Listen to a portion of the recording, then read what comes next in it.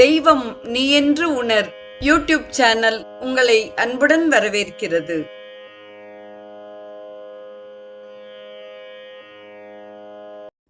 வாழிய செந்தமிழ். அன்பு நிறை உள்ளங்களுக்கு அன்பார்ந்த வணக்கங்கள். வாழ்ந்து காட்டிய வள்ளல்கள் வரிசையில் நாம் ஸ்ரீ சேஷாத்ரி சுவாமிகள் குறித்து சிந்தித்துக் கொண்டிருக்கிறோம். 1000 பொம்மைகள் விற்ற அதிசயம் தங்கக்கை என்று போற்றப்படும் சேஷாத்ரி சுவாமிகளின் கதையை நாம் முதலில் சிந்திப்போம். சேஷாத்ரியை கண்டவர்கள் தங்க விக்கிரகம் போல் இருக்கிறார் என்று பாராட்டினர். சேஷாத்ரிக்கு 4 வயதாக இருந்த பொழுது இவர் தங்கக்கை குழந்தை என்ற பாராட்டை பெற்றார். மராட்டிய மாநிலத்தில் பவானி அம்பிகை பாமரரும் போற்றும் தெய்வம். காய்கறிகள், பழங்கள், கைவினை பொருட்கள் போன்றவற்றை விற்கும் பெண்மணிகள் பவானியை நம்பி அன்றாட வியாபாரத்தை தொடங்குவர்.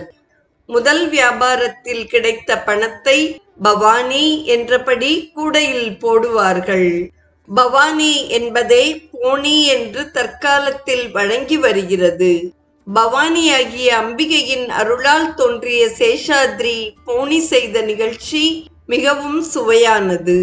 காஞ்சியில் வைகாசி தேர் திருவிழா நடந்து கொண்டிருந்தது. வழக்கம் போல் ஆங்காங்கு கடைகளை விரித்திருந்தனர். ஓரிடத்தில் ஒரு பொம்மை வியாபாரி கிருஷ்ணர் பொம்மைகளை வைத்திருந்தார். குழந்தை சேஷாத்ரி பொம்மைகளை கண்டார். அனைத்தும் வெண்ணெய் உண்ணும் நவநீத கிருஷ்ண பொம்மைகள். குழந்தை தன் தாயிடம் பொம்மை வாங்கி தர வேண்டியது. மரகதாம்பாள் அதனை பொருட்படுத்தவே இல்லை. குழந்தை சேஷாத்ரியின் பால்வடியும் முகம் பொம்மை வியாபாரியை கவர்ந்தது. அவர் குழந்தை சேஷாத்ரியிடம் கிருஷ்ணர் பொம்மை ஒன்றை கொடுத்தார். ஆனால் அவர் அதற்குரிய பணத்தை பெற மறுத்துவிட்டார். குழந்தை சேஷாத்ரி வீடு திரும்பியவுடன் கிருஷ்ண பொம்மையை வைத்து விளையாடினார். அதாவது தனது பாட்டனார் செய்வது போல் கிருஷ்ணருக்கு பூஜைகள் செய்தார். அடுத்த நாளும் மரகதம் திருவிழாவை காண குழந்தையுடன் சென்றாள். வழியில் பொம்மை வியாபாரி அவர்களை கண்டார். அவர் குழந்தை சேஷாத்ரியின் கரங்களை பற்றி கண்ணில் ஒற்றிக்கொண்டார். முத்தமிட்டார். தங்கக் கரங்கள், தங்கக் கரங்கள் என்று குழந்தையின் கரங்களை போற்றினார். மரகதத்திற்கும் மற்றவர்களுக்கும் பொம்மை வியாபாரியின் செய்கை விசித்திரமாக இருந்தது. பின்னர் அவரே விளக்கினார். விழா நாட்களில் அதிகபட்சமாக 100 பொம்மைகள் விற்பனையாகும் என்றும், குழந்தை சேஷாத்ரி இலவச போனி செய்த நேரம் ஒரே நாளில் 1000 பொம்மைகள் விற்று தீர்ந்தது அதிசயம் என்றும் கூறினார். பிற்காலத்தில் மகான் திருவண்ணாமலை வந்த பிறகும் அதே போனி ராசி தொடர்ந்தது என்பது பல வணிகர்களின் அனுபவம். போனி செய்த கையின் புகழ் அன்று மாலைக்குள் மாநகர் காஞ்சி எங்கும் பரவிவிட்டது. அம்பிகை அருட்குழந்தையை காண பலரும் வந்தனர். குடும்பத்தினர் குதூகலமடைந்தனர். 7 வயதில் சேஷாத்ரிக்கு உபநயனம் என்னும் பூணூல் அணிவிக்கும் விழா நடந்தது. காமகோட்டி சாஸ்திரிகள் பிரம்மோபதேசம் செய்து வைத்தார். பல ரகசிய மந்திரங்களையும் உபதேசித்தார். சேஷாத்ரிக்கு பாட்டனார் சோடசி மந்திரம் என்ற உயர்நிலை மந்திர உபதேசம் செய்தார்.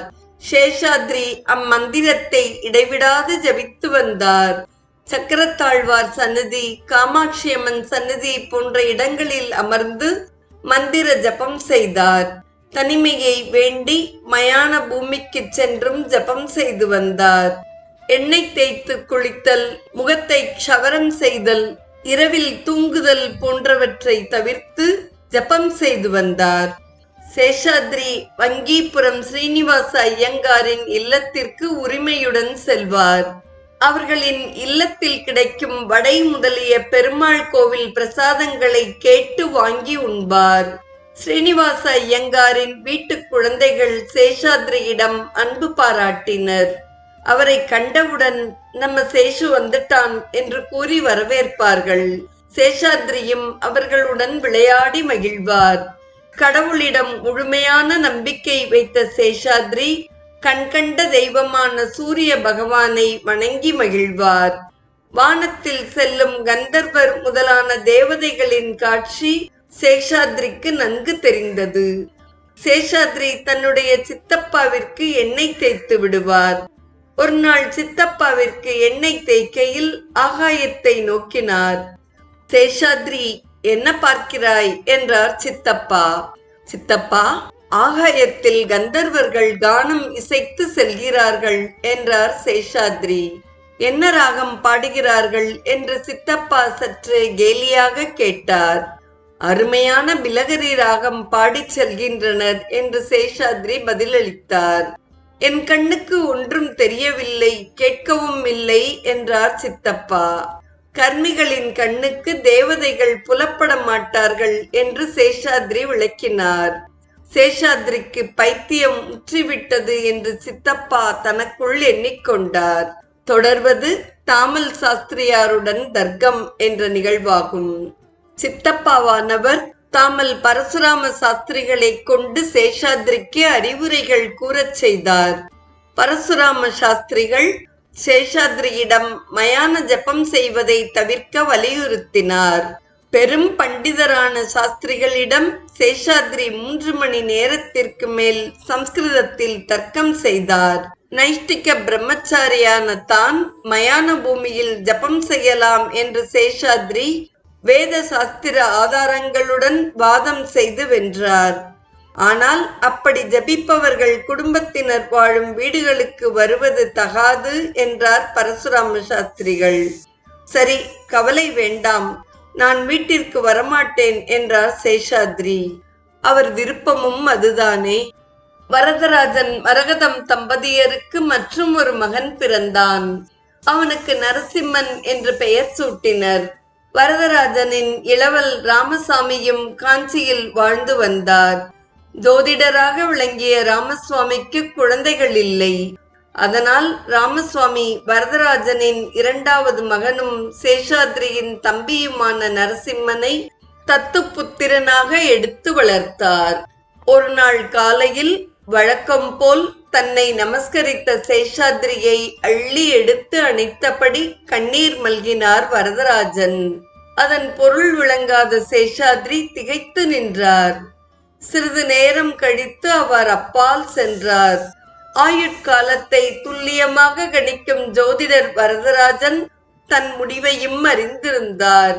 தான் விரைவில் இறக்க நேரிடும் என்றும் குழந்தை சேஷாத்ரியை நன்கு வளர்க்க வேண்டும் என்றும் மரகதத்திடம் கூறினார் வரதராஜன். அந்த அதிர்ச்சியான செய்தியை கேட்டு மரகதம் மயக்கமடைந்தாள். மயக்கம் தெளிந்த பிறகு அவளுக்கு ஆறுதல் கூறினார் வரதராஜன். சில நாட்களில் முடிவும் வந்தது. தன் மகன் உலகம் போற்றும் மகானாக திகழப் போவதை காணாமல் இறப்பதை எண்ணி வருந்தினார் வரதராஜன். சேஷாத்ரியின் கைகளை பற்றி அறிவுரைகள் கூறிய வரதராஜன் சிறிது நேரத்தில் இறந்து விட்டார். குடும்பம் சோகத்தில் ஆழ்ந்தது. காமகோட்டி சாஸ்திரிகளும் மற்ற உறவினர்களும் இறுதிச் சடங்குகளை நடத்தினர். சேஷாத்ரியையும் மரகதத்தையும் பாதுகாக்க வேண்டிய பொறுப்பை ராமசாமி ஐயர் ஏற்றார். நாட்கள் பறந்தன. சேஷாத்ரி 16 வயதிற்குள் சகல வேத புராண சாஸ்திரங்களையும் கற்றுத் தேர்ந்தார். சற்றும் உலகியலில் பற்றற்று இருந்த சேஷாத்ரி ஆன்மீக நெறியில் ஈடுபாடு கொண்டார். நாளைய நிகழ்வில் தாசில்தாரை அசத்திய சொற்பொழிவு குறித்து நாம் சிந்திப்போம். இன்றைய நிகழ்வை கேட்டு பயனுற்ற அத்துணை நல்ல உள்ளங்களுக்கும் நெஞ்சார்ந்த நன்றி. வாழிய செந்தமிழ், வாழ்க நற்றமிழர், வாழிய பாரத மணித்திருநாடு. தெய்வம் நீ என்று உணர் யூடியூப் சேனலை கேட்டு மகிழ்ந்த நீங்கள் உங்கள் நட்பு வட்டத்திற்கும் பகிர்ந்து தொடர்ந்து உங்களது நல்ல ஆதரவினை சப்ஸ்கிரைப் செய்து வழங்குமாறு அன்புடன் வேண்டுவது உங்கள் அன்பின் விசாலம்.